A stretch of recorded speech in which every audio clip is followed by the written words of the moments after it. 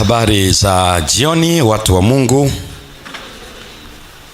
Tunamshukuru tena Mungu wetu kwa nafasi hii ya kukutanika mbele zake na tukamsifu kwa nyimbo, halafu tukazungumza naye kwa sala, na pia waimbaji wanaotutia moyo kwenda kuambia watu.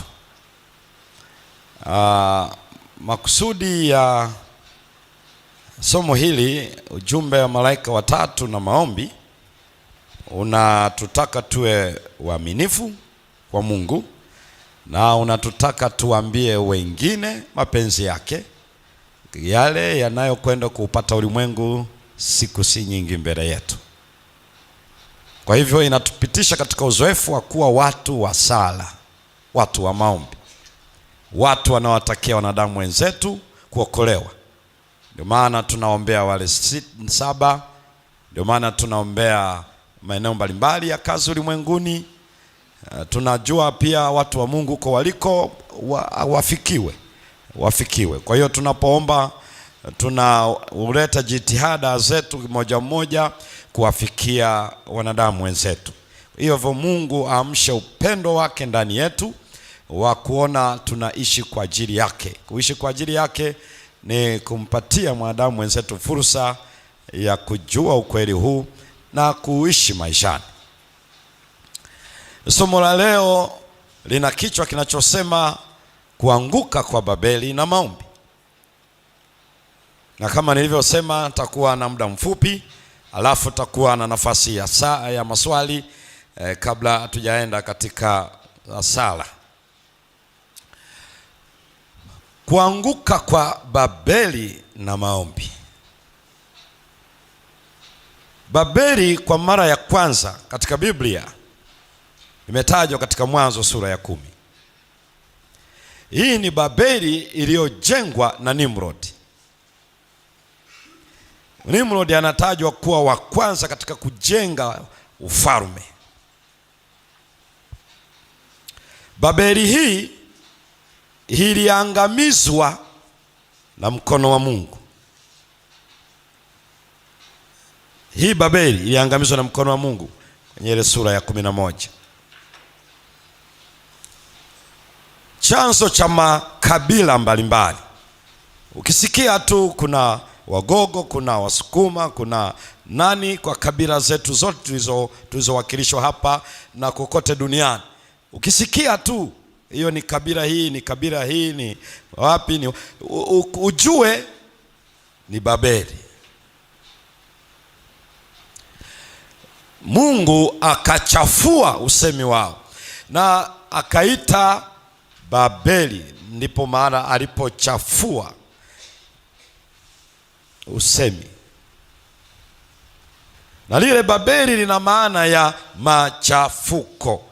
Ilijengwa na Nimrod, muasisi wa wazo hilo lililokinzana na Mungu la kusambaa duniani. Wao wakaona hatupaswi kusambaa, na wakaona wajenge mnara ili ikija gharika wasiangamie. Kwa hiyo walikuwa wamekusudia kabisa. Ingawa Mungu alikuwa na uaminifu wake wakati ule pia. Babeli ya pili inatajwa katika kitabu cha Danieli. Hii ni Danieli sura ya 4. Hii Babeli ya pili ilijengwa na Nebukadreza. Ni kweli kwamba baba yake alikuwa mtawala, alitawala Babeli, lakini inatajwa katika upana wake na kuteka dunia wakati wa Nebukadreza. Hii Danieli anasema mwenyewe akiandika kile ambacho kilitokea kwa Nebukadreza, ya kwamba mimi si mji huu, sio Babeli niliojenga mimi, katika ile Danieli 4 mstari wa 30. Kwa hivyo ni Babeli ambayo ilijengwa na Nebukadreza. Babeli hii iliangushwa na Wamedi na Waajemi mwaka wa 539 au 38. Baadhi ya watu wa historia wengine wanasema 538, wengine 539. Kwa hiyo iliangushwa na Wamedi na Waajemi. Babeli ya tatu kutajwa katika Biblia Imetajwa katika Petro ya kwanza 5 mstari wa 13. Wakati Petro anaandikia Wakristo waliokuwa wamesambaa ulimwengu uliofahamika kote wakati ule, alisema, mwenzenu mimi nawasalimia nikiwa hapa Babeli. Wakati Petro anaandika alikuwa Rumi, na Rumi ilikuwa inatawala dunia. Petro anaona mtazamo wa wazo la Babeli ya kale lilivyokuwa linafanya kazi katika Rumi ya Kaisaria. Kwa hivyo ndiye anayeita Babeli wakati ni Rumi. Kwa hiyo sio kwamba ni serikali ya Babeli ile ya Wakalidayo, ila wana sifa zile zile za taifa la Babeli, yaani machafuko ya kiroho. Kwa hiyo anahitaja Rumi katika mkutadha wa kiroho. Wanne kutaja Babeli sasa ni kwenye njozi za wakati wa mwisho, ambaye ni Yohana katika kisiwa cha Patmo, kati ya mwaka 81 mpaka mwaka wa 86, wakati mfalme Domitia alikuwa ndiye mtawala wa Rumi. Wakati yuko pale, wanafunzi wote wa Yesu walikwisha uawa, alikuwa ni peke yake ndiye aliyesalia. Na hapa Mungu anampatia mafunuo na anamweleza mengi sana kuhusu na Babeli. Lakini kwa mara ya kwanza kabisa Babeli inatajwa kwenye Ufunuo sura ya 14 mstari wa 8, ikiwa ni ujumbe wa malaika wangapi? Wa pili. Mara ya pili Babeli inatajwa kwenye Ufunuo sura ya 16. Mara ya tatu inatajwa kwenye Ufunuo sura ya 17 kwa wingi sana, na mara nyingine tena inatajwa sura ya 18 kwa kina zaidi. Kwa hakika sura ya 16 mpaka sura ya 18 ni ndani ya aina context moja, muktadha wa aina moja. Sasa yako mambo matatu tunahitaji kuyaona. Mambo matatu. Kwamba kuanguka kwa Babeli ni furaha ya waaminifu. Mwandishi wa kitabu cha Ufunuo wa Israeli, yaani Yuda, kwa sababu baada ya kuanguka kwa Babeli, Yuda ilipewa ruhusa kurudi nyumbani. Hiyo ndio inayotajwa. Ndio maana kurudi kwa Yuda Israeli ni baada ya tangazo la Koresh ya mwaka 537, likarudiwa na mfalme Dario wa kwanza. Wote hao ni Wamedi na Waajemi, mwaka wa 520 kabla ya Yesu. La tatu lililofanya kazi likawaweka huru kisiasa, kidini, lilitolewa na mfalme Artashasta wa kwanza, na limerekodiwa kwenye Ezra sura ya 7. Hilo lilifanyika mwaka wa 457 kabla ya Kristo. Kwa hivyo na hilo tamko hilo ilikuwa ni habari njema. Kwa hiyo wakati Babeli inaanguka ni habari njema kwa Yuda. Kwa hiyo unaposikia ujumbe wa malaika wa pili, umeanguka Babeli, ni habari njema. Ndio maana nilizungumzia habari ya malaika wa kwanza, ana habari ya saa ya hukumu, ni habari njema kwa sababu inamalizia kuwafanya watawale pamoja na Kristo, na inawathibitishia tabia ya Baba katika mahakama ile. Lakini pia umeanguka Babeli ni habari njema kwa wateule. Kwa nini ni habari njema kwao? Kwa sababu wateule watatoka katika mateso. Ndio maana Babeli inaanguka. Kama haitaanguka hawatatoka kwenye ile dhiki kuu. 1, 2, inaanguka Babeli kwa sababu ya ukweli unawekwa wazi. Nakuja kuiona vizuri hii. Kwa hivyo ni habari njema bado kuanguka kwa Babeli. Sasa yako mambo matatu. La kwanza, soma Ufunuo sura ya 14 mstari wa 8. alafu unganishe na Ufunuo sura ya 17 mstari wa 2. Hebu soma hapo. Kisha mwingine malaika wa pili akafuata akisema, umeanguka, umeanguka Babeli, mji ule ulio mkubwa. Ndio maana ndio uliowanywesha mataifa yote mvinyo wa ghadhabu ya uasherati wake. Umenywesha mataifa yote mvinyo ya ghadhabu ya uasherati wake. Acha 17, nenda 18 mstari wa 2. Unganisha hapo halafu nitoe maelezo katika kipengele cha kwanza. Akalia kwa sauti kuu akasema, umeanguka, umeanguka Babeli ule mkuu. Ndio umekuwa maskani ya mashetani na ngome ya kila roho mchafu, na ngome ya kila ndege mchafu mwenye kuchukiza. Sawa. Umeanguka, yani umekuwa ngome ya kila kinachoitwa kichafu, maskani ya roho chafu. Cha kwanza, vinyo ya ghadhabu ya uasherati wake. Ikianguka Babeli, imeanguka na mvinyo ya ghadhabu ya uasherati wake. Mvinyo ni nini kanisa? Naam, mafundisho. Mafundisho yote yaliyolevya mataifa, watu wakalewa nayo, yataangushwa. Sasa sikiliza kidogo, yanaangushwa na nini? Ndio agenda iko hapo kwenye Ufunuo sura ya 18. Soma mstari wa kwanza, wa pili, wa tatu. Hapo mstari wa kwanza unasema, kisha nikaona, baada ya hayo naliona malaika mwingine. Huyo anaitwa malaika mwingine, sio wale waliokwisha tangulia, ni mwingine akishuka kutoka mbinguni. Angalia sasa muonekano wake. Mwenye mamlaka kuu, ana mamlaka kuu, na nchi ikaangazwa kwa utukufu wake. Aliposhuka nini ikaangazwa? Nchi ikaangazwa. Kwa nini? Kwa utukufu wake. Yaani huyo alikuja na utukufu mwingi, nchi ikaangazwa. Na usishangae, ndio maana Yesu alisema katika nchi zilizokaa gizani, nchi za Zabuloni, nchi za Naftali, nchi za Gad. Wakati ule anahubiri kando ya maeneo ya Kapernaum, kwenye kuanzia Luka sura ya 4. Wakati anahubiri anasema zimepata nuru kuu, na anazungumzia, anaposikia nchi ikaangazwa, anazungumzia habari ya Injili. Yaani huyu ni malaika anayeongezea nguvu kwa malaika watatu. Sikiliza vizuri, nguvu inaongezea wapi? Inaongezeka kwenye Injili. Kazi yake ni moja tu, itaangaza nchi yote.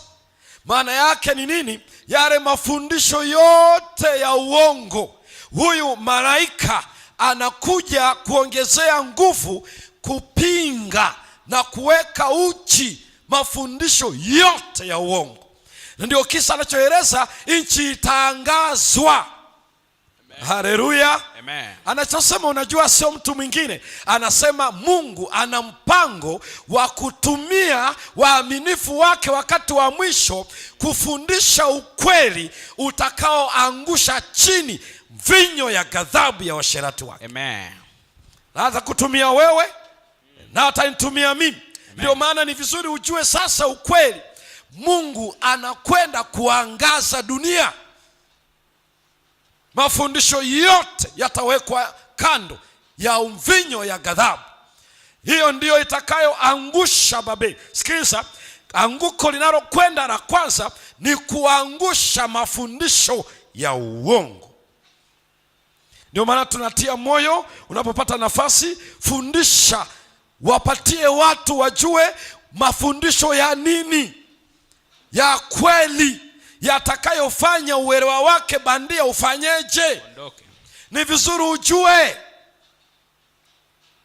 wajue ya kwamba sabato sio ya kuweka kwa mtu, na uwe na hakika waelekeze kwenye maandiko tangu mwanzo mpaka Ufunuo. Wajue sabato ni siku ya 7. Wajue Jumapili sio siku ya ibada. Jumapili imewekwa na mwanadamu. Jifunze historia hiyo, uielewe ndani ya Biblia mwanzo mpaka Ufunuo. usikae kama mbumbumbu mzungu wa reli.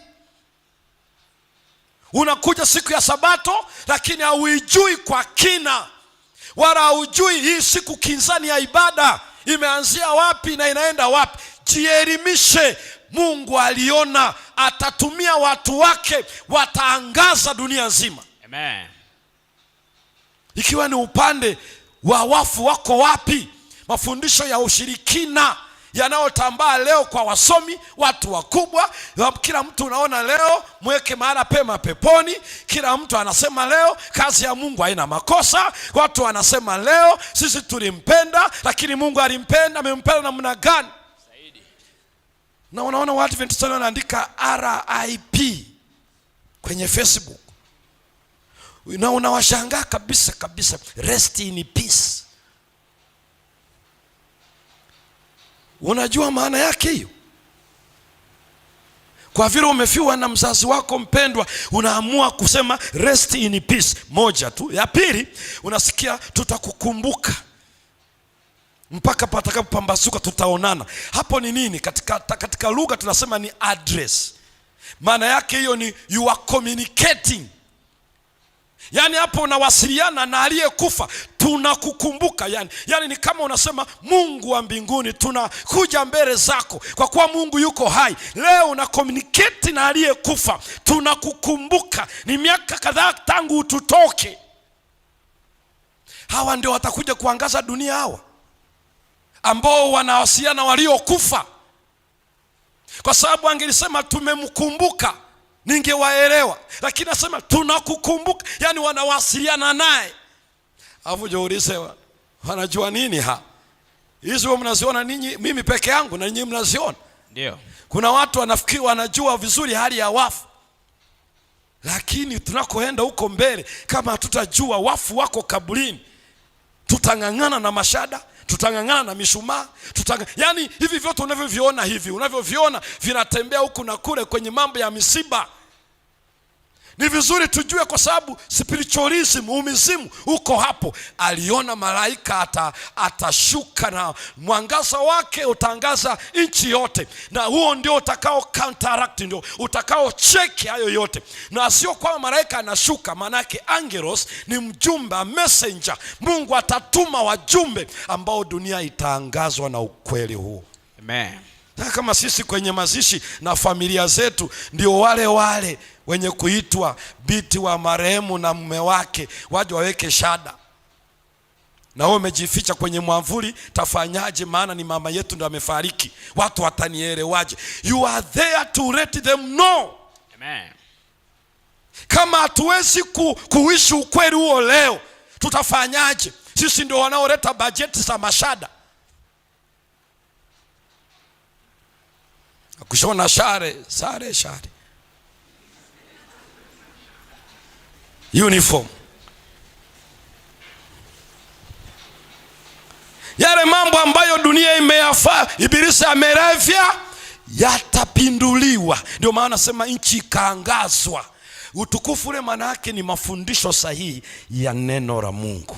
Amen. Mungu ana agenda ya kututumieni sisi, ulimwengu ufahamu wa Dodoma, ulimwengu ufahamu wa Tanzania, ulimwengu ufahamu. Ndio maana ukipata nafasi, fundisha ukweli. Kama ni utunzi wa nyimbo, imba nyimbo ambazo zitaangaza. Kwa bahati mbaya siku hizi leo nyimbo zetu tunazoimba, tuna nyimbo tu za ustawi fulani hivi ambazo siku hizi zinaimbwa. Yani ule mzigo wa kanisa, mzigo wa ujumbe wa masalio, ukizitafuta hizo nyimbo ukazicheki leo, unakosa. Ninyi ni mashahidi hapa. Unafikiri ni kwaya ngapi ukienda nazo kwenye effort kwamba una kila somo ile imani za msingi 28, utashangaa ni wakati mwingine hata kwenye ibada ya matoleo watu wanaimba Yesu anakuja mara ya pili, alafu ni ibada ya matoleo. Unajiuliza wamekuaje hao? Kama nyimbo tu za ibada ya matoleo zinakosa. Kwa hiyo kama unatunga wimbo wa kuangaza dunia, mvinyo ya ghadhabu ya washerati ifanyeje?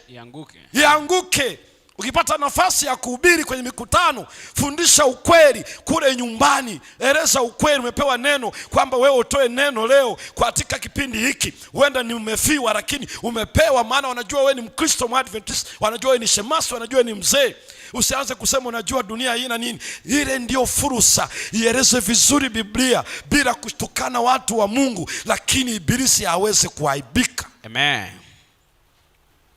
Na uwezo kufanya hayo isipokuwa umejielimisha kwenye neno. Kwa hiyo ndio jambo la kwanza, mvinyo ya ghadhabu ya uasherati.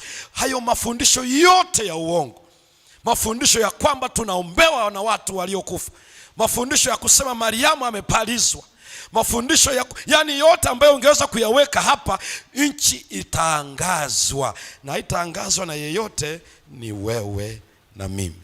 Amen. 3, umeanguka Babeli.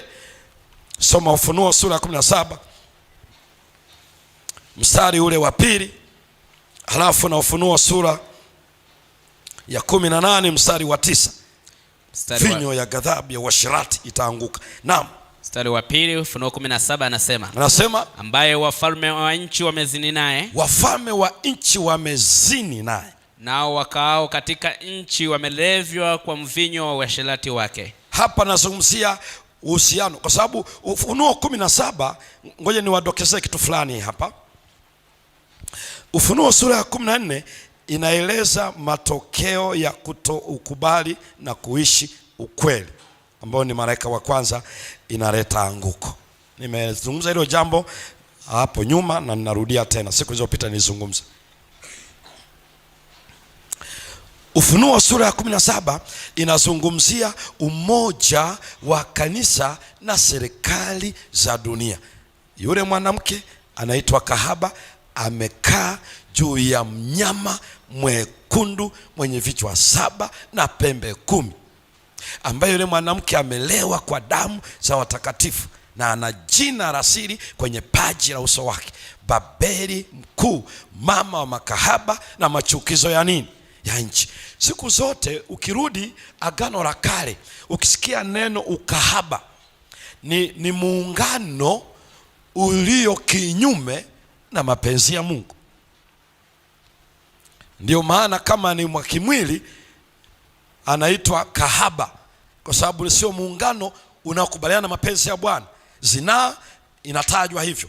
Katika masuala ya kiroho, Israeli walipokuwa wanatafuta muungano wa kutafuta usalama na Misri na Ashuru, labda na wapi, waliitwa wanakwenda kwa zinaa, spiritual adultery, yani wanafornicate, kwa maana wanafanya mawasiliano na muunganiko usio na Mungu ndani. Sasa hapa kwenye sura ya 17 inaelezea muunganiko wa kanisa na serikali za dunia. Ndio maana yule mnyama mwenye sifa za Danieli 7 na mnyama wa sifa wa Ufunuo 13 sasa ndiye amembeba huyu mwanamke kahaba. Huyu mwana amembeba. Kwa hiyo ni muungano wa kanisa na serikali za dunia. Ndio maana ametajwa moja kwa moja, na wanaungana hivyo kwa pamoja.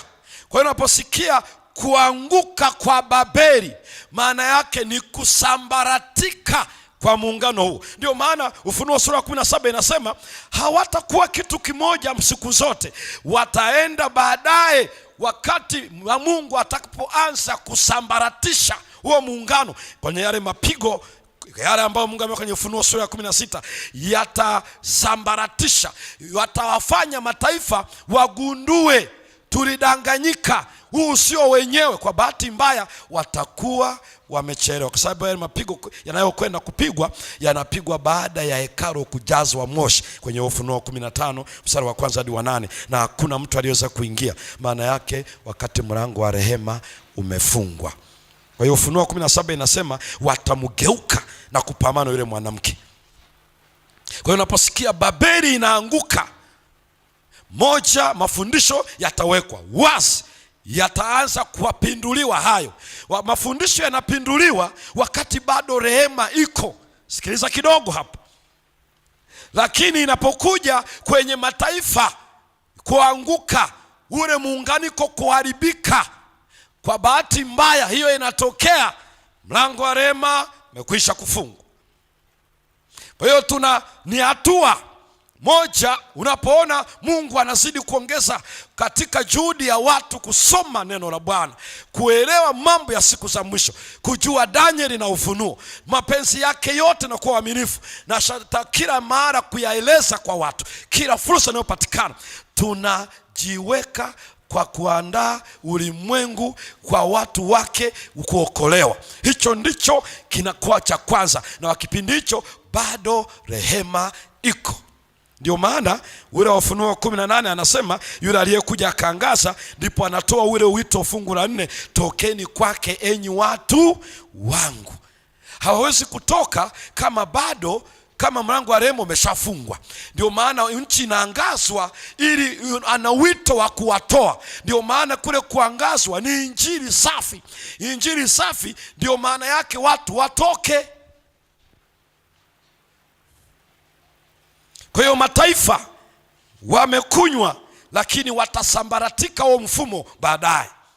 Utaanguka Babeli. Tatu, sikiliza, ambayo ni sura ya 18. Nikuletee Babeli ya sura ya 18. Babeli ya sura ya 14 inakuelezea matokeo ya kutokumbatia ukweli, ambayo ni injili ya milele.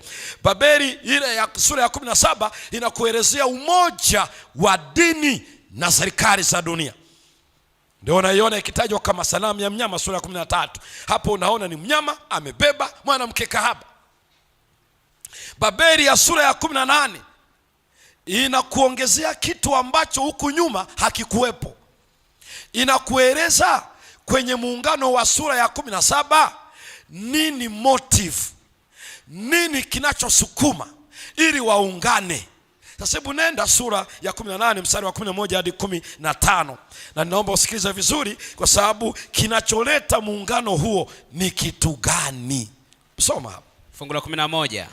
Nao wafanya biashara wa nchi walilia na kumwombolezea, kwa sababu hapana mtu anunuaye bidhaa yao tena. Hatimaye sikiliza lugha anayetumia sasa efali hii. Mjumbe wa Mungu aliyetumwa anasema hakuna bidhaa inayonunulika tena. 12. Bidhaa ya dhahabu, sawa, na fedha na kito chenye thamani na lulu na kitani nzuri, na nguo ya rangi ya zambarau, sawa, na alili, na nguo nyekundu, na kila mti wa udi, ndio, na kila chombo cha pembe, na kila chombo cha mti wa thamani nyingi, ndio, na cha shaba, na cha chuma, na cha malimari. Fungu la 13. Na mdarasini na iliki na uvumba na marihamu, na ubani na mvinyo. Nataja bidhaa tupo, yani bidhaa ndio nataja. Na unga mzuri na ngano na ng'ombe na kondoo na farasi na magari na miili ya roho za wanadamu. Fungu la 14. Na matunda yaliyotamaniwa na roho yako yamekuondokea. Na vitu vyote vilivyo laini na vitu vya fahari vimekupotea. Sawa. Wala watu hawataviona tena kamwe. Fungu la 15. Na wafanyabiashara ya vitu hivyo waliopata mali kwake, sawa, watasimama mbali kwa hofu ya maumivu yake, wakilia na kuomboleza.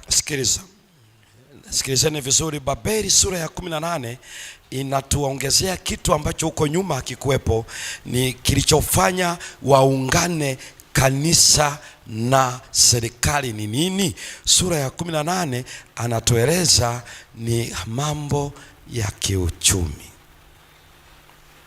na niliwaeleza ya kwamba mwandishi wa kitabu cha Ufunuo amejaza kutumia lugha ya Agano la Kale. Uchumi, sikilizeni ndugu zangu wapendwa, kitakacholeta mataifa kwenye meza moja ni ajenda ya uchumi. Kwa nini uchumi? Ili ifanye kitu kinachoitwa ustawi wa maisha ya mwanadamu, na ndiyo maana imepakwa rangi hiyo kusukuma ulimwengu kwenye kilele chake. Hata leo kinachokuja kwa ajenda ya magonjwa, habari za vita, habari sijui za nini, ni uchumi, shinikizo la uchumi, kuamua uchumi ulioanguka, na utafanya dini mbalimbali, madhehebu mbalimbali, siasa za dunia kuwa kitu kimoja. Ufunuo 18 inasema ni swala la uchumi, wafanya biashara, ndio lugha inayotumika hapo. Unaposikia Babeli itaanguka, maana yake uchumi wa dunia hautabaki hivyo ulivyo, mwishoni utaanguka. Narudia haya mambo matatu. Moja, mafundisho ya uongo yatapinduliwa na ujumbe wa malaika wa kwanza utakaoongezewa nguvu na malaika mwingine aliyeshuka kutoka wapi? Nchi ikafanyaje? Ikaangazwa. Jitahidi uwe sehemu ya vuguvugu hilo. Amen. Be part of that movement. Amen. Bwana anaandaa watu katika kipindi hiki cha mwisho atakayewatumia kuwapatia Roho Mtakatifu wawatangazie watu nuru kila kona yatakayowafanya watoke. Hawatoki kwa maelezo yetu, watatoka kwa nuru itakayoangaza. Amen. Injili ya milele. Anguko la Babeli namba 2. Huu moja utakaowekwa, utakaoleta mateso ya waaminifu, utavunjika, utakorapse kwenye yale mapigo baada ya mlango wa rehema kufungwa. Pale ndipo watagundua walidanganyika. Sura ya 17 inaenda mpaka inasema wata withdraw. Ile nguvu iliyobeba kanisa, muungano huu wa kidini, serikali zita withdraw. Kwa nini wanafanya hivyo? Watagundua wamehadaika, ila hakuna rehema wakati ule.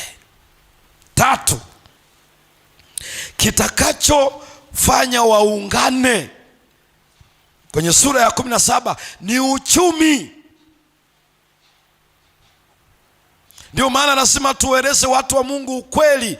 Tunaishi sio kwa mkate, tunaishi kwa neno la nani?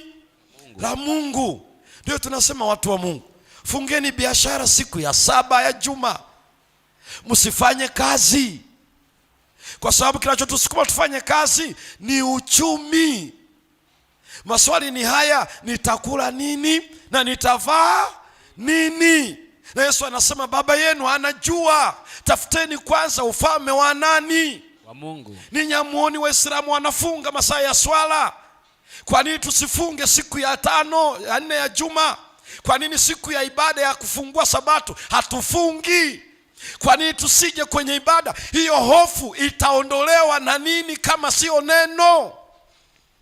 Kwa nini hatuwezi kuacha shughuli zetu zote tukaweka kando kwa ajili ya majuma ya maamsho, juma la makambi, majuma sio ya nini? Why are we not able? Kwa nini hatuwezi? The catalyst, the motive behind is about economy. Na uchumi ndio utakaoleta mataifa. Na kama leo huwezi kuweka kituo, nafunga duka, na acha hiki, ninaenda kwa Bwana, you will never experience. Haitakuwa rahisi. Dunia inasogezwa katika uchumi, katika kila kitu. Masaa yanapimwa kwa uchumi, ajira zinakuja kwa uchumi. Ndio maana unawezaje kuacha siku ya Sabato halafu mimi nakulipa? Kama uwezi, hautawezekana. Interview zinapelekwa siku ya 7. Usijue ni kwa nini. Ni kwa nini?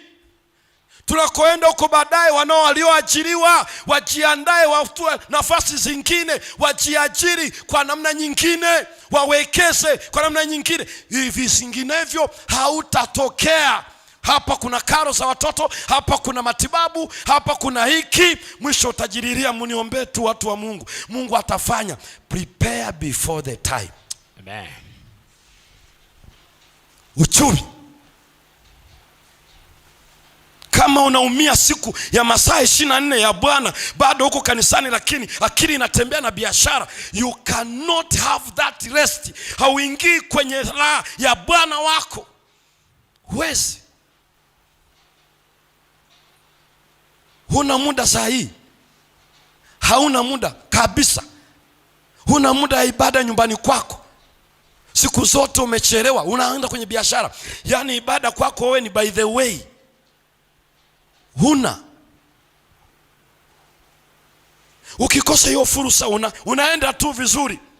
Dunia inaenda kwenye kilele hicho, kwenye kilele cha kuhakikisha mchaka unaendelea kwa ajenda ya uchumi. Na usipoangalia inatubeba hivyo. Hivyo ndivyo inavyotubeba. Kinachotuondea muda wetu wa ibada ni hicho. Kinachokuja ni hicho. Nenda mpaka kwenye uaminifu wa zaka na sadaka. Ni hicho. Sio kitu kingine. Sio kwamba watu hao wajui zaka na sadaka ni combined budget, systematic benevolence. Sio kwamba walioko hapa hawajui 10% ni zaka na sadaka inaanzia 10% plus. Sio kwamba wengi hawajui, wanajua, lakini nikitoa nitaishije? Haya majenda ya uchumi haitatuacha, kwa sababu tunajiandaa, na haiwezekani, kwa sababu muda wa amani ndio muda wa mazoezi ya vita. Wakati wa vita ni vitani. Kweli. Kile kitakacholeta dini na serikali pamoja ni ajenda ya uchumi. Bila kujua inapeleka kwa joka. Ndio maana mara Omicron, mara Delta, Omicron wanatikisa kiberiti ili mambo yajipange, ajenda zao zikae mahala. Bado tu wale malaika 4 wameshikilia pepo ili watumwa wa Mungu wapokee muhuri. Amen. Lakini hata hivyo bado ni kama ndo tumelala kabisa. Tunadhani bado kuna nafasi mbele yetu.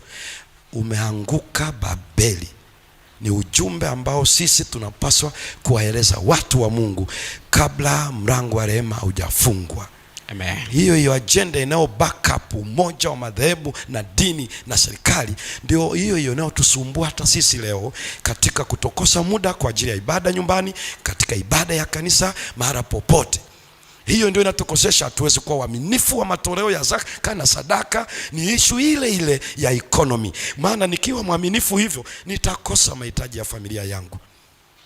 Ikiwa hiyo ndio agenda, sura ya 18 inasema watakuja kuchelewa, wataishia tu kulia wafanya biashara. Those who trade, waliofanya biashara na dunia hii, hatimaye watagundua hawataweza kumiliki chochote katika dunia hii. Tukishikamana navyo vitatuacha solemba. Soma fungu la mwisho, mstari wa 21. Malaika akachukua jiwe la kusagia. Ufunuo 18 mstari wa 21. Sikiliza alichofanya. Na malaika mmoja mwenye nguvu akainua jiwe. Malaika mmoja mwenye nini? Mwenye nguvu akainua jiwe akalitupa wapi? Kama jiwe kubwa la kusagia. Akalitupa katika bahari. Akisema kama hivi kwa nguvu nyingi. Akasema kwa nguvu nyingi. Atatupwa Babeli. Mji ule mkuu. Wala hautaonekana tena kabisa. Wote hao hawataonekana kabisa. Tuwaeleze watu, mafundisho hayo machafu yatageuka. Utatupwa Babeli kama jiwe linavyotupwa kwenye bahari, haitaonekana tena.